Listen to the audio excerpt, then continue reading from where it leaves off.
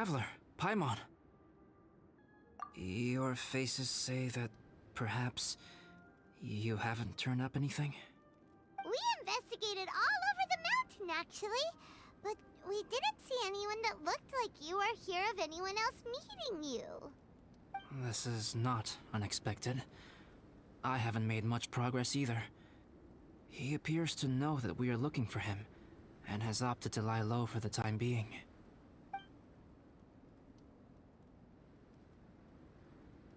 Still, there is one thing I found.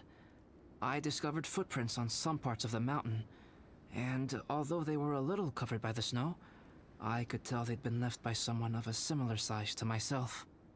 The footprints were quite numerous, so I believe my next step will be to rule out each of the adventurers active on Dragonspine, one by one. We can help with that. We have plenty of contact with the adventurers. So now we... What was that? It came from that direction. Could it be the imposter? Yes, let's hurry.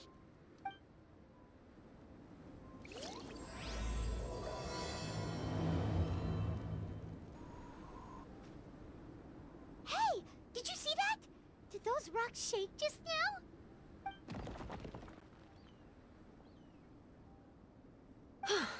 That was most unfortunate. What are you guys doing here?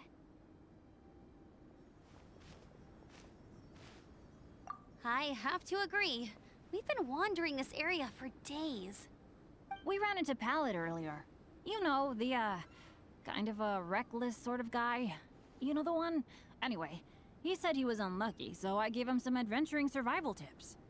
After that, he disappeared to rejoin the training camp. Wait. Are you saying that after all this time you still haven't made it back to the base camp? Well, as you can see... It was nothing really. We just hit a few landslides and snowdrifts and took a few downhill tumbles. You know the deal. They sound like unforgettable life events to me. Anyway, you're correct. We haven't made it to the base camp yet. We have had extraordinarily poor luck over the last few days. Almost as if a sinister force has been trying to thwart our every move. Fortunately, I made advance arrangements for Gerald to remain in a safe location and conduct some basic physical training exercises. I'm sorry. I'm the one to blame for all this. I've always had bad luck and it always rubs off on everyone around me. Sorry to create so much extra trouble for everyone. I don't know what to say. Maybe this is the awesome power of fate. The scary kind, I mean. I agree. Yep, we're just used to it now. Besides, it's not like we have the most amazing luck ourselves. Really? I think you guys have way better luck than I do. Well, what can we do about that?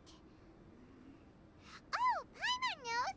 How about Paimon share some of her luck with you? You're welcome to a bit of mine too. Although if the last few days are anything to go by, it seems in pretty short supply at the moment. You guys. Aw, thanks. With a little luck from everyone combined, we'll make it down this mountain for sure. Yeah, you bet! Let me flip a treasure hoarder insignia to test it out.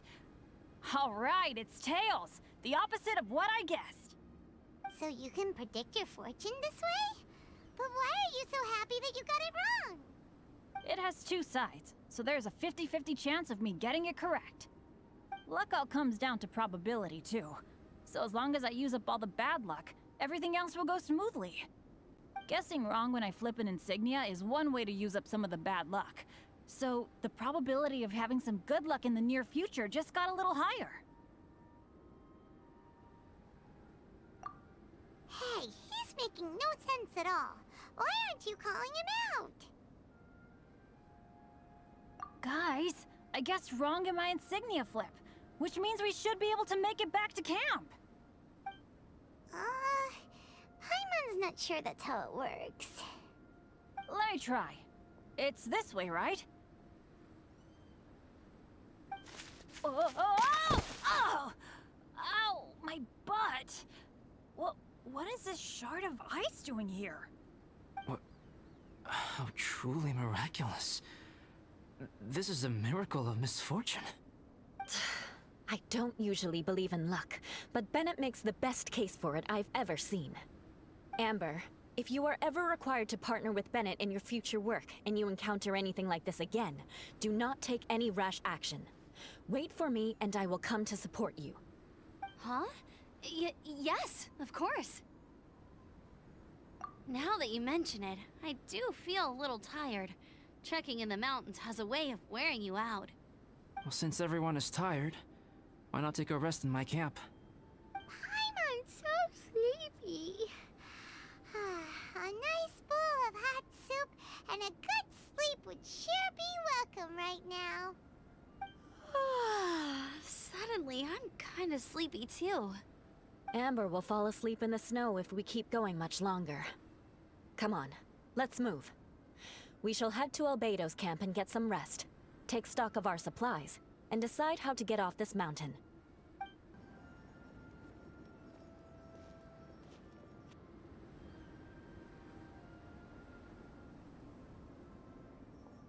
Here we are. Make yourselves comfortable. Oh, I forgot I don't have that many chairs. Please wait a moment. What's he doing? Painting? He is. He's painting a chair. Wait, alchemy can turn paintings into objects? How is this possible? My paintings are like blueprints. Alchemy simply enables me to omit the manufacturing part of the process. It's an elementary level technique. With enough research and experimentation, this same technique can even be used to create living beings. Whoa. Well, since you can magically produce chairs, can I have one with a backrest? No problem. How many of you want backrests? Me! Me! I'll also take one with a backrest, if you please. Can Paimon have a chair that comes with a juicer? Still beats squeezing onto a stool with you.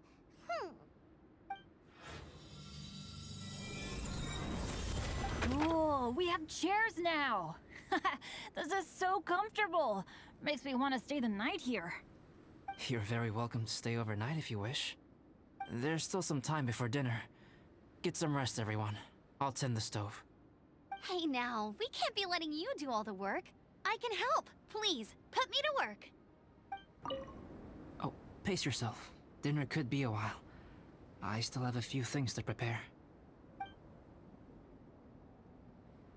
It's almost ready now. Traveler, please light the campfire and gather everyone for dinner. Yay! Dinner's ready! Food's ready, everyone! Come on, let's eat! I made a few dishes based on some popular Mondstadt recipes. This is no good hunter, but there should be enough to go around. Please, help yourselves. Wow, smells great. Don't mind if I do. Wait, don't steal all the fried vegetables. Leave some for me. Hey!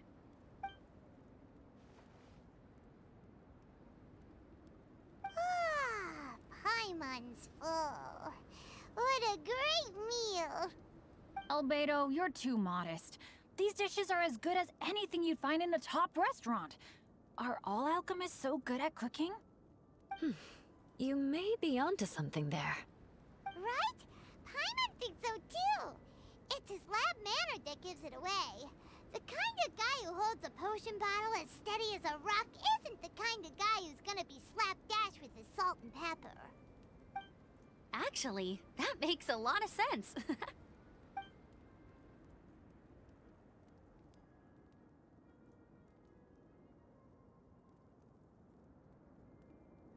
I'm so sleepy after all that food.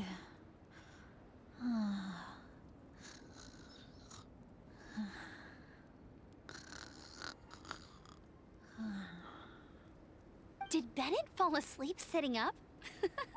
He must be totally wiped out. The way he's sleeping is so alert. I'm impressed. He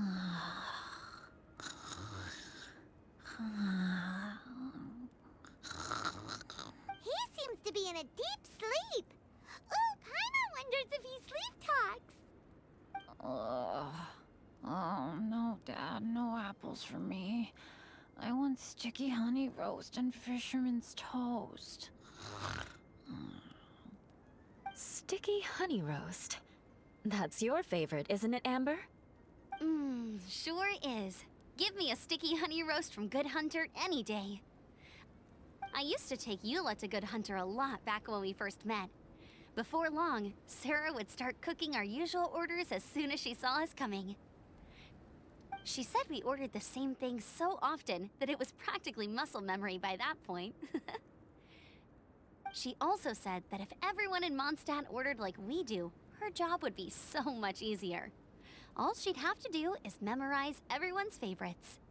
Always eating together. Aww, it's nice that you two are so close. The Traveler and Paimon always eat together too. It's a sure sign of true friendship. Two people simply sharing a meal says nothing either way about the relationship between them. That depends if it's a one-off meal or a regular occurrence. Aha! Paimon just noticed something. Whenever Eula doesn't want to admit to something, she raises her chin or puts her hands on her hips. Ah, you've all picked up on that. Didn't know Eula's tells were so easy to spot. We are done here, yes? I am free to go, am I not? Then please excuse me. I have a frozen lake I need to be at.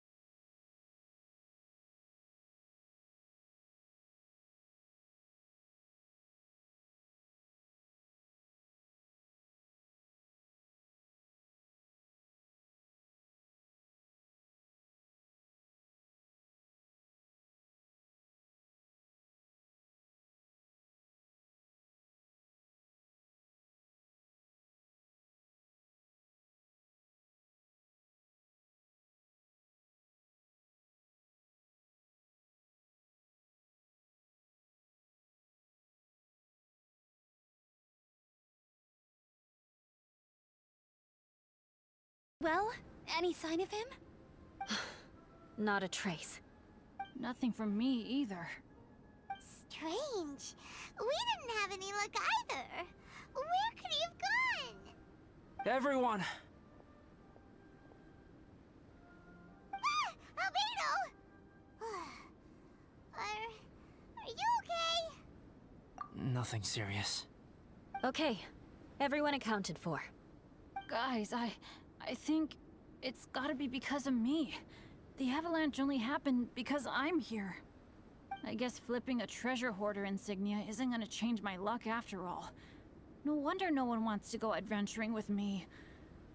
I'm so sorry. Don't say that. I'm hardly the lucky type myself, so I'm not about to go blaming every little thing that goes wrong on you. Exactly. Besides, Dragonspine is a dangerous place. Avalanches literally come with the territory. Bad luck has nothing to do with it, okay? Traveler, what's wrong?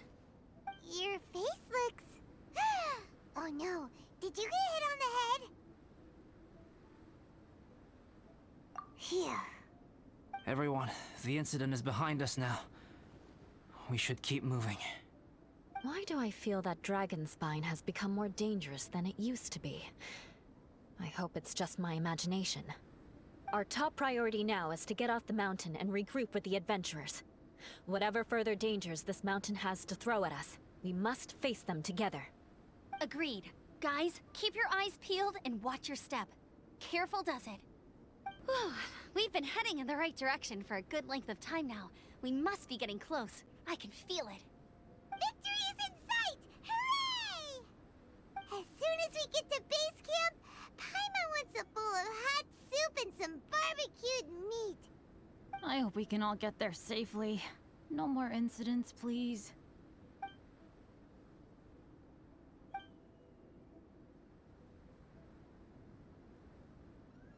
Hey, what's on your mind? You seem a little distracted.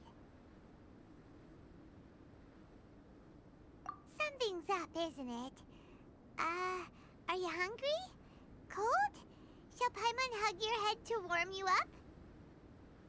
I don't think I've spent so much time on Dragonspine before. It sure is cold, but the view is amazing. Isn't it, Eula? Eula? Sorry, I wasn't listening. What did you say?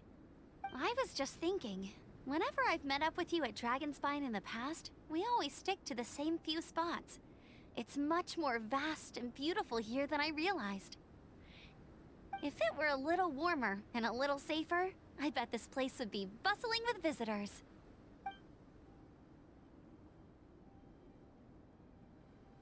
I agree. People are put off by the cold and have an aversion to danger. They don't realize that there's much to explore beneath the icy exterior, if you were willing to spend the time and energy. Albedo, is this the way down? Yes. I think there are several routes in this area. Does the path fork off here? It looks like it does. But maybe it doesn't. My head's still a little fuzzy from the impact. I'm kinda dizzy too. I keep thinking things are swaying a little. Maybe I'm just hungry. Either path will work for us. The smaller trail is less worn and harder to see, but it's also shorter. Since everyone is weary, I suggest we take the shortcut. Follow me.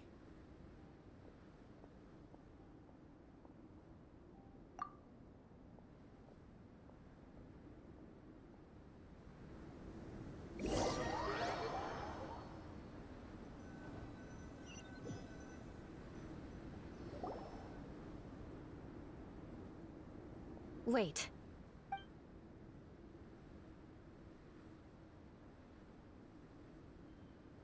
Bennett and Amber don't look well. Can we take a break? We can continue once their conditions have improved. Ugh. Now that you mention it. Huh? You hit your head earlier, didn't you? Oh, you noticed. Are you sure it's worth holding everyone up over a little thing like this? No problem at all! Okay, sorry for this. Thank you. Yeah. Thank you.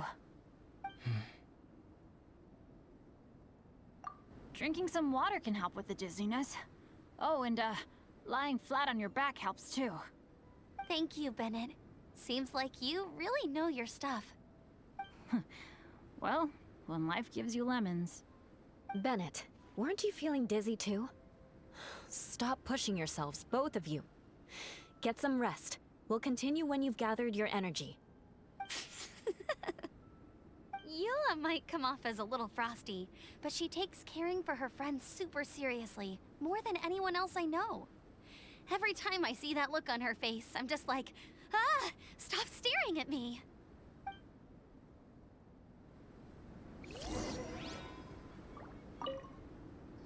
Traveler, I know what that look means. What's on your mind? Maybe seasoned veterans have an instinct for it. I sense it too. Something seems to have changed, but I can't confirm for sure. It could be difficult to verify.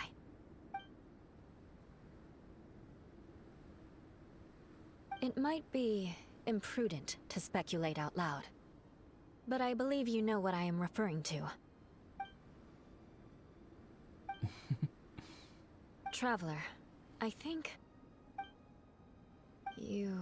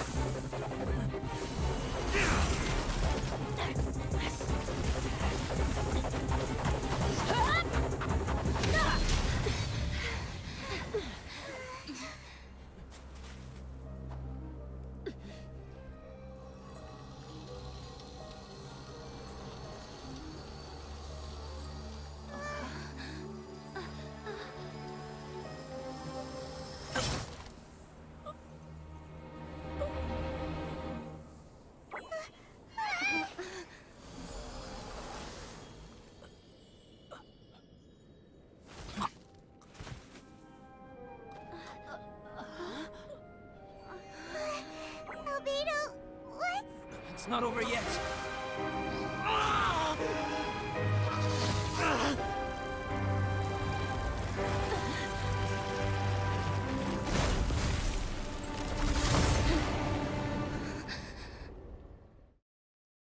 Brace yourselves. This'll be a challenge. Stay back! I'm going to cut this weed down to size! Light it up! Teamwork is dreamwork! I got you covered! There is no escape!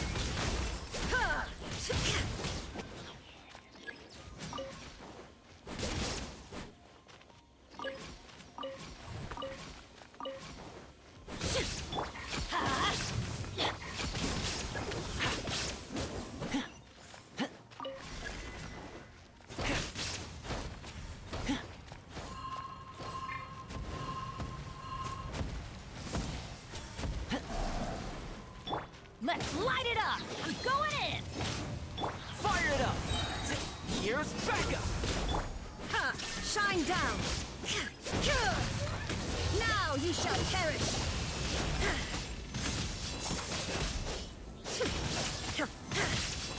There is no escape!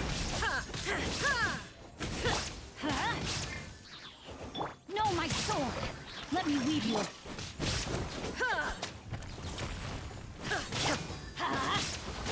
Don't get too close! Teamwork is dreamwork! I got you covered!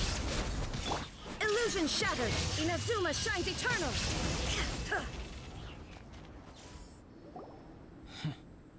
What in the world was that thing? One moment it was human, the next it was a plant! Is everyone alright? We're fine, but can you please tell us what's going on? I don't understand. I take it this monster is whom I had the pleasure of meeting last time. Correct. As you might have guessed, This is a mutated whopper flower. An extremely rare kind. But can whopper flowers turn into humans? Not typically. But conditions on Dragonspine are far from typical. Perhaps the dragon's blood seeped into the land, then was passed to the monsters via the ley lines, accelerating their rate of mutation. How could that happen? This mountain is home to the remains of Durin, the venomous dragon. If there is anywhere in the world one might expect life to do unfathomable things, it would most likely be here. Durin was an artificially created life form. Its existence is nothing short of a miracle, and proof of countless possibilities. In other words, this mountain we stand on is a cradle of life's profoundest mysteries. A vast and terrifying hotbed of possibilities. The avalanche. It must have been the work of this imposter. Agreed. All the other troubles you faced on the way down could also have been its handiwork. My guess is that it was targeting everyone that I've had contact with. Right, I forgot all about that. It's not inconceivable. But what was its purpose? Was it just trying to get rid of us? I have a preliminary hypothesis on this. Whopper flowers are masters of mimicry, and those we encounter in the wild often appear in the vicinity of the plants they impersonate. In other words, the whopper flower likely has an instinct to replicate and replace. As a plant, it will disguise itself as another plant and infiltrate the group, hiding among them for cover. The plant being imitated has no way to detect or fight back against this behavior. But when it disguises itself as a human... It wanted to replace you and infiltrate our group? Yes. Maybe it created the avalanche to get rid of us. I predicted this eventuality, so I availed myself of the avalanche to hide and lure it out. It was watching us the whole time, and when it saw that I had disappeared, its instinct was to take my place. At that point, its disguise was complete, and its next move was to hunt its prey. Yes, that's exactly how whopper flowers operate. So when it approached and attacked Joel, what was that? A trial run? Perhaps. Or maybe it enjoyed posing as a human, and wanted to experience what it felt like to be human. We're fortunate to have discovered it in time. I think the Traveler was the first person other than Albedo to notice something was wrong. Traveler, how could you tell the real me and my imposter apart? I want to know too. I had no idea the other guy was an imposter. They looked exactly the same to me. I see. It goes to show how difficult it is to impersonate a human. This mutant whopper flower tried its best to replicate the original exactly, but still managed to miss some details. Unbelievable. To think that Dragonspine creates such terrifying possibilities.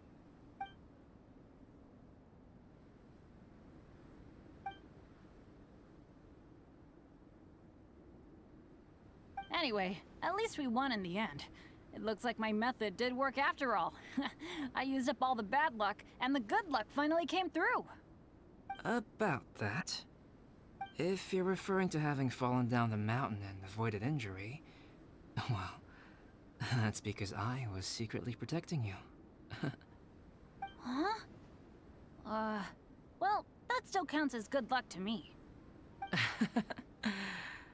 Yes, that's not an unreasonable way of looking at it. Okay. We've been delayed long enough. Time to move on. Yeah, let's go!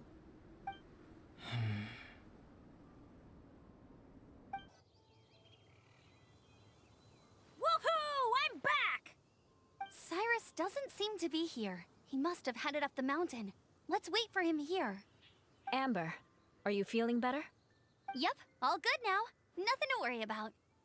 I don't know what I'd do without you guys. If not for you, I'd probably still be locked up in that cage.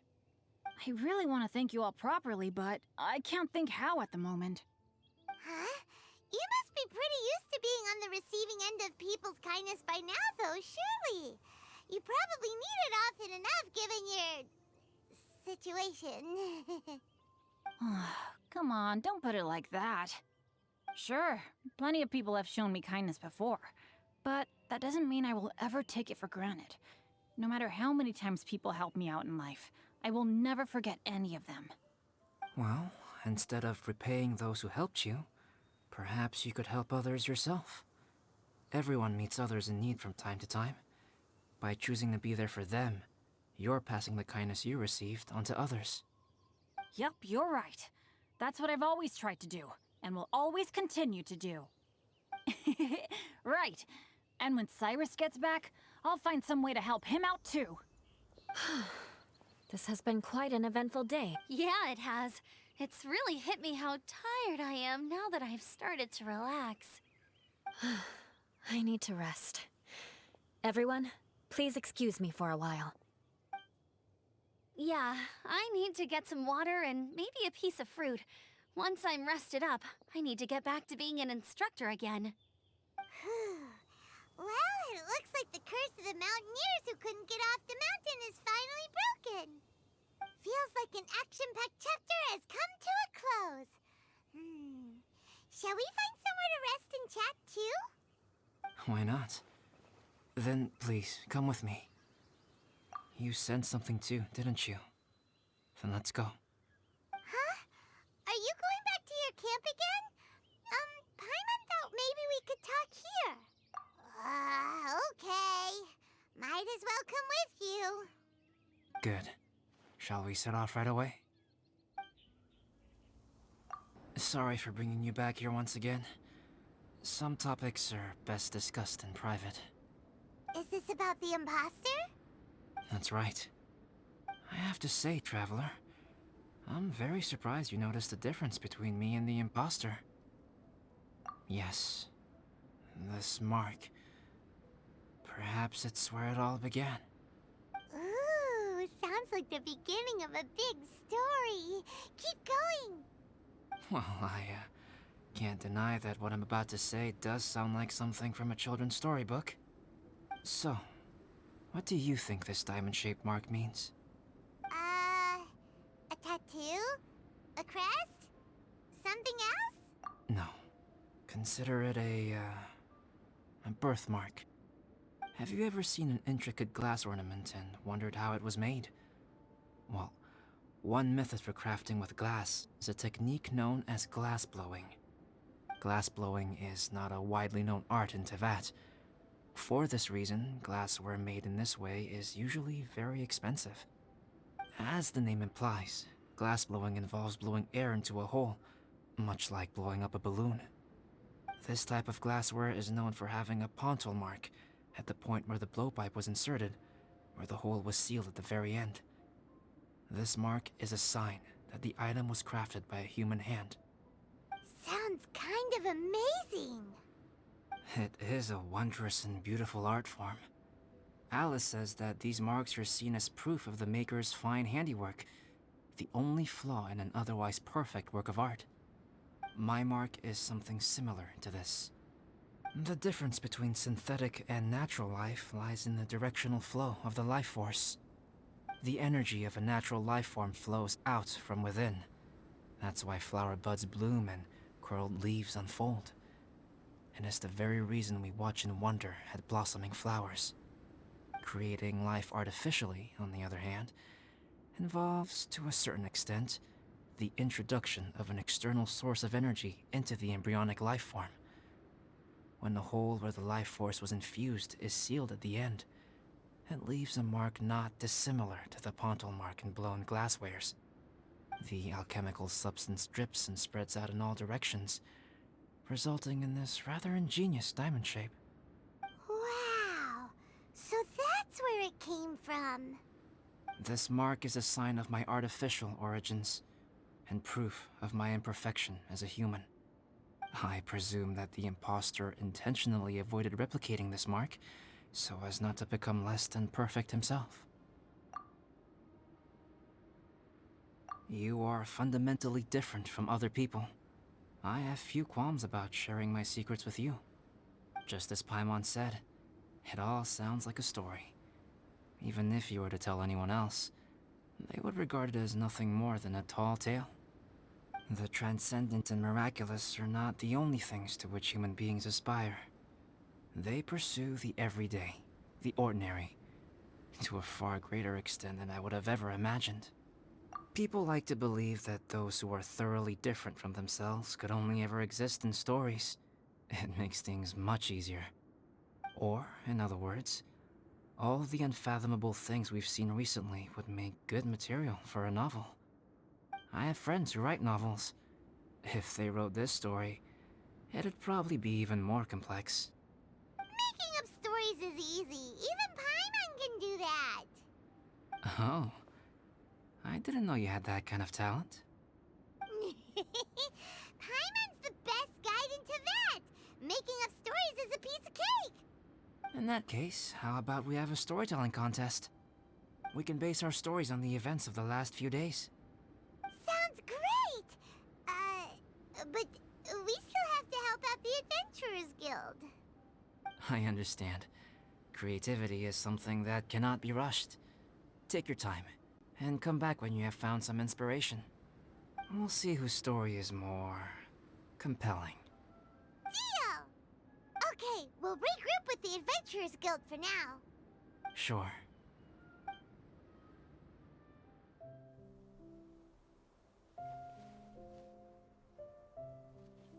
My story. Yes, I should have known. Master's failed specimen in the dragon's belly. This is where the story truly begins.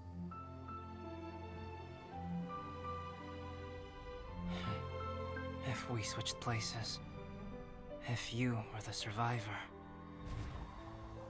then as the abandoned experiment, the failure of the primordial human project, I'd want to replace you too. I would replicate your appearance, study your alchemy, and create miraculous life forms to divert your attention. I would wait for the right moment, then dispose of you in the Traveler, the sole person to have known your secret. And then, I could finally experience the joy of being brought into the world.